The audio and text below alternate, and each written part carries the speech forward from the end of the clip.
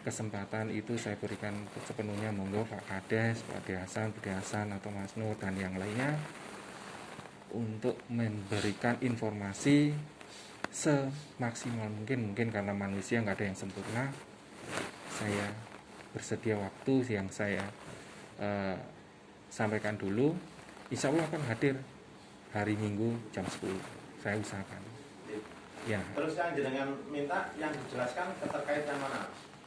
Seperti halnya surat, dan pernah saya menghadap ke Pak Kades, membuat surat juga seanjuran Pak Kades untuk memastikan Pak Kades mengundang mantan Kades maupun carik ya atau sekdes Mbak Ririn itu yang pegawai kecamatan untuk Dukcapil itu mengenai penjelasan kronologis. Ternyata waktu diagendakan juga nggak mampu, saya minta tertulis narasinya. Ya monggo kalau mau dipresentasikan sekarang, mungkin sampai kemarin Pak Kades, Pak Hasan sekeluarga itu datang ke rumah saya juga masih sama saya. Penjelasan yang seperti apa? Kalau kita jangan mundur ke sana, akan tetapi kita langsung ke depan aja. Boleh. Depan, dalam artian gini. Sekarang yang menjadi suatu permintaan panjenengan itu bagaimana gitu loh, terkait dengan adanya dugaan pemalsuan dokumen dan tanda tangan pengurusan sertifikat milik panjenengan. Nah, latar belakang dari itu kan karena adanya suatu pembagian waris dari Mbak Ranu, seperti itu. Mbak Ranu itu meninggalkan berapa?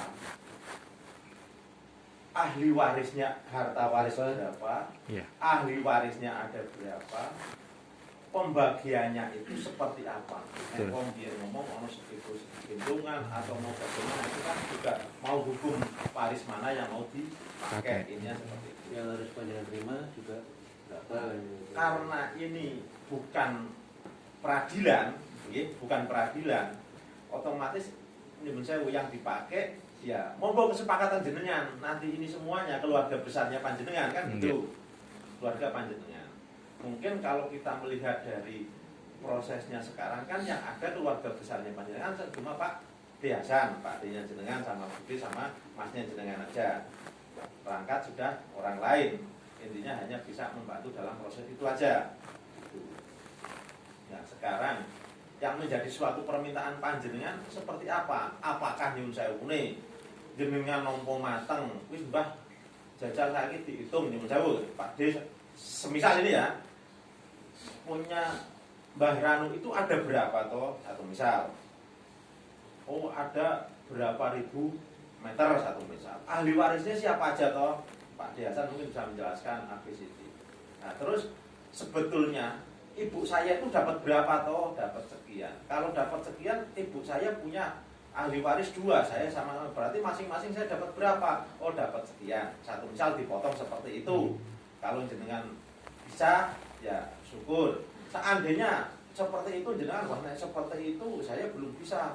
Sekarang dihadirkan semuanya satu misal. Ya monggo nanti jenengan berarti minta untuk dihadirkan semua. Kapan kita mau hadir semuanya? Gitu. Yang penting yaitu jenengan tadi sampaikan intinya tidak ada dusta di antara kita, ada yang sekongkol apa dan sebagainya, jangan sampai terjadi itu, karena ini merupakan suatu penyelesaian perkara masalah pidana, akan timbul perbuatan pidana lagi tadi dengan menyampaikan yang mengecut apa dan sebagainya itu. Nah, itulah jangan sampai terjadi hal-hal yang seperti itu lagi, karena jangan bagaimanapun juga keluarga besar Pak Hasan, intinya seperti Mas Nur, jangan sampai seperti itu. Makanya monggo jenengan yang diinginkan jenengan yang seperti apa, monggo. Kembali lagi, saya minta kejujuran, keikhlasan, kebenaran untuk segalanya terkait dengan status tanah milikan Mbah Raden Ranu Disastro. Seperti yang Pak Husain tadi terangkan, saya sepakat. Saya ikut. Oke, kalau seperti itu, Pak Hasan saat ini bisa menjelaskan enggak harta waris milik Mbak Ranu sebenarnya itu ada berapa? Mungkin dibantu Mas Nur sama Pak Lurah. Monggo diisinya mungkin dari dasar C apa dari apa, monggo. Gitu ya Mas Anu. Siap. Nggih. Nggih. Nggih. Makhluk jalan. Mungkin perangkat yang lain yang bisa membantu. Nggih, Mas Anu, perangkat lain yang bisa membantu suruh masuk ya. Monggo, Bapak, ya. saya persilakan. Ya, soalnya Nggih. biar Iya, saya persilakan. Perangkat lain yang bisa bantu dibantu. Nggih. Nggih.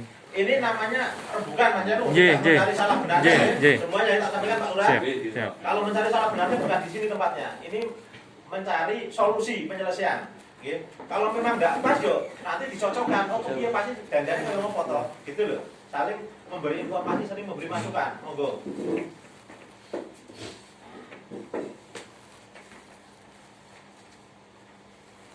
Bukan dari situ.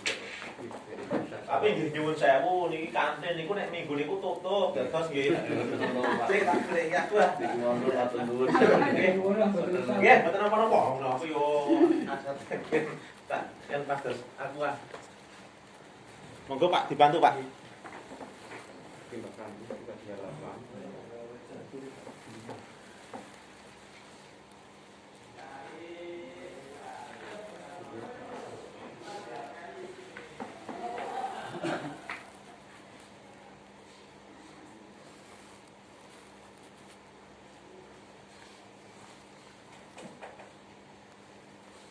Mulai ya, Dik? Nggih, monggo. Assalamualaikum warahmatullahi wabarakatuh. Waalaikumsalam. Saya akan menerangkan saja secara garis besar keseluruhan dari harta-harta simbah Raden Ranu Disastro. Karena apa? Yang ini yang saya terangkan di sini mungkin ada yang sedikit perbedaan dari apa? Dari yang di Kusip. Ini yang pertama harta-harta yang sudah dijual terlebih dahulu oleh simbah Raden Ranu Disastro. Itu yang pertama dijual tahun 1958 ke Raden Mujiono bin Sukarman seluas 3.600 kalau di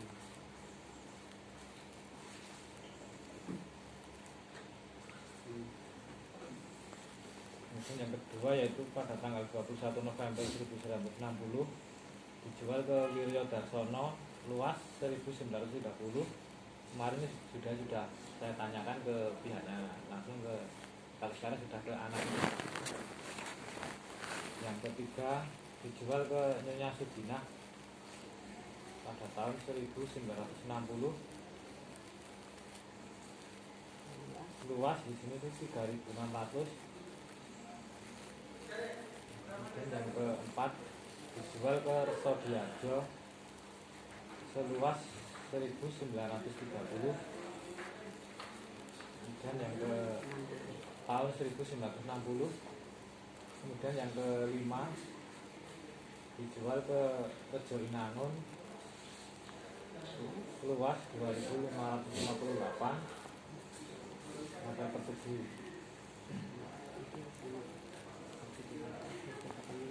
Jadi yang dijual oleh Simbah Ranu itu senilai luas 13.618. Kemudian yang keenam itu Ibu Murini menjual 900 meter persegi kepada Pasrah Parto Subroto pada tanggal 10 tahun 1997. 977 itu total semua yang terjual 14.518.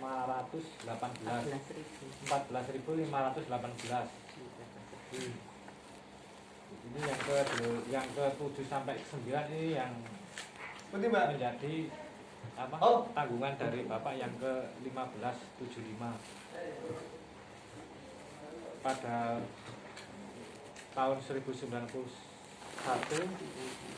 dijual ke Suntari Sutomo Pawiro 900 meter persegi. Ini masih sama pada tahun 1991. Dijual ke Sukandar seluas 900 meter persegi. Kemudian pada tahun 2004 ini yang nomor 919 tahun 91 ini yang menjual Simbah Murining. Kemudian yang tahun 2004 dijual ke Rubino seluas 699 meter persegi. Tahun 2004 masih sama, yaitu dijual ke Jemakir 699. Ini yang 2004 ini yang menjual Bapak Hasan Mustafa. Kemudian yang 9 tahun 2007 menjual lagi ke Bapak Cito seluas kurang lebih 2.500.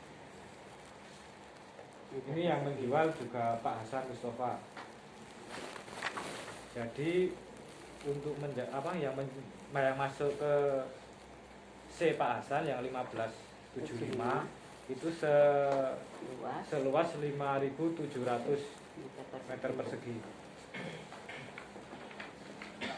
Kemudian harta yang berupa pekarangan yang sekarang saya tempati yaitu letaknya di Kemanten ET 3 RW 2 seluas 2.760 meter persegi.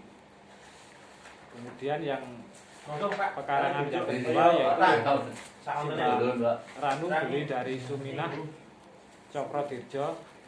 Ini yang CC Mbah Ranu sendiri yang 1073 ini seluas 940 meter persegi, tapi untuk yang ini sudah dijual oleh Mbah Murni pada tahun 1987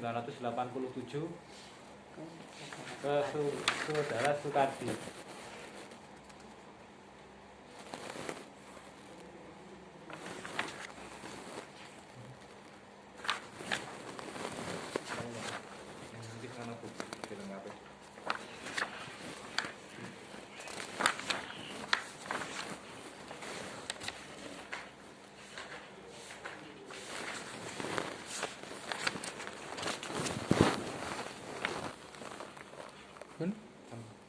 Cuma itu aja. Oh, yang untuk yang Genar Kidul yang tempatnya Bukasida yang di Siser, saya mencoba menelusuri sampai sekarang belum dapat informasi. Kemarin tanya ke Pak Deyono, cuma diberitahu tempatnya sama yang diberi, tapi sampai saat ini juga kami belum menemukan untuk yang Siser itu. Untuk pengakuan Pak Deyono kemarin itu memang yang dikasih ada 4 orang itu ya. Yang pertama itu Pak Dukijan, kemudian yang kedua itu Pak Lek Purwoko Sukarnio, kemudian yang ketiga Ibu Raden Roro Sri Widowati, dan yang keempat Pak Hasan Mustafa. Pak Hasan Mustafa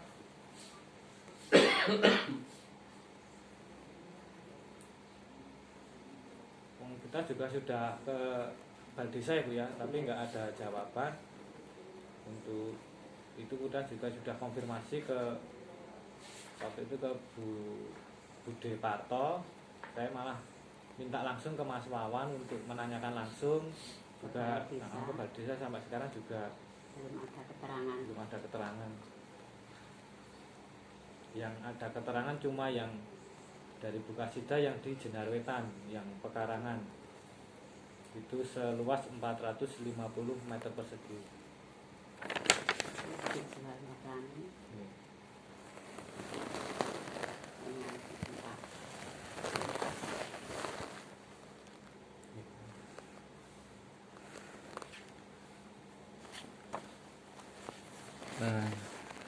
Boleh saya menanggapi? Oke, terima kasih. Ini Mas Nur, dokumen ini susun sudah semaksimal mungkin? Yakin? Bude Hasan? Iya. Ade Hasan? Iya. Yakin. Saya tanya, ketika Lebaran terakhir almarhumah ibu saya menyangkal tanda tangan, itu dokumennya ada nggak? Ini kan yang ada buktinya di sini semua. Bukti itu yang ini yang ada buktinya semua. Bukan yang ini. Ya, cuma ini sama. Bisa dilihat kan ke saya? Oh ya, ini. Semua ada di situ. Kan kemarin fotokopinya kurang.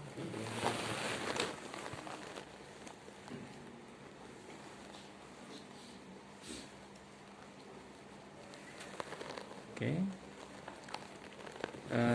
Lebih ke tadi yang dibantu oleh Pak Husain mengenai hal-hal tahapan tata cara untuk coba menggali hal mungkin kronologis yang bisa terukur menurut saya. Kalau tadi kan narasi, semua orang mungkin ada yang bisa nangkep, bisa enggak. Jadi kita tentukan dulu subjeknya siapa, karena ada beberapa dokumen yang saya lihat sekilas ada yang dihilangkan atau tidak dimintakan tanda tangan. Saya sebutkan satu aja. Ini ada berapa orang? Ada yang hilang? Putra atau putri? Ada. Sepakat ya? Kita belum mengulas siapa subjek.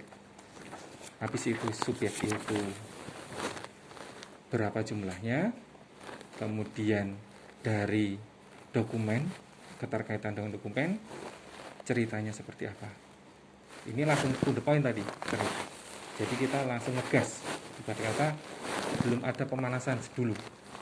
Biar enak. Pastikan dulu subjek.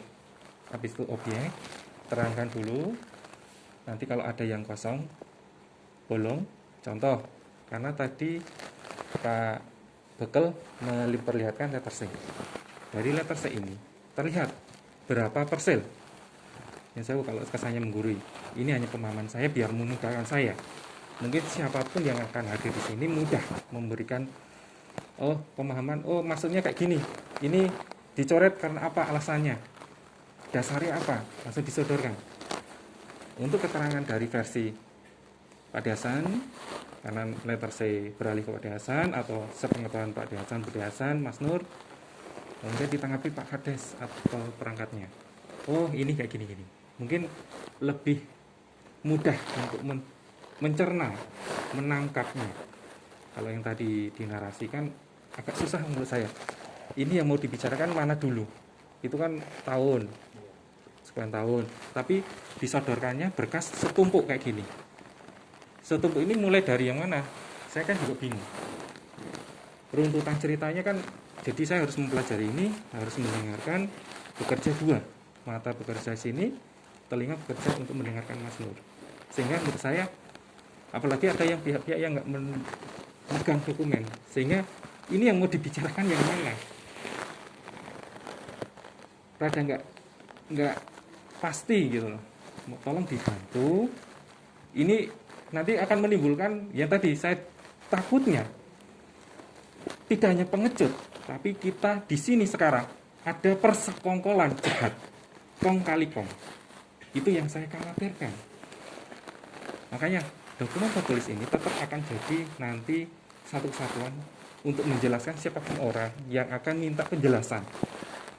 Silakan pelajari dulu. Harusnya memang ini diserahkan dulu pihak yang hadir, biar pelajari dulu, baru kita mendengarkan presentasi atau paparan ceritanya kayak gini, penjelasannya kayak gini. Mohon maaf kalau tidak berkenan yang kesannya menggurui. Gitu ya Pak Husain ya. Maksudnya gini Mas ya. Iya. Ya, memang hak panjenengan. Jadi segala sesuatunya yang belum jelas, ya panjenengan berhak untuk menanyakan. Iya. Nah, saya kan apa yang tadi disampaikan sama Mas Nur sekilas, intinya kan dia itu menceritakan runtut dari peralihan itu aja. Tapi apa yang tadi saya sampaikan dari awal itu sebetulnya harta waris dari Mbah itu sebetulnya itu ada berapa gitu loh.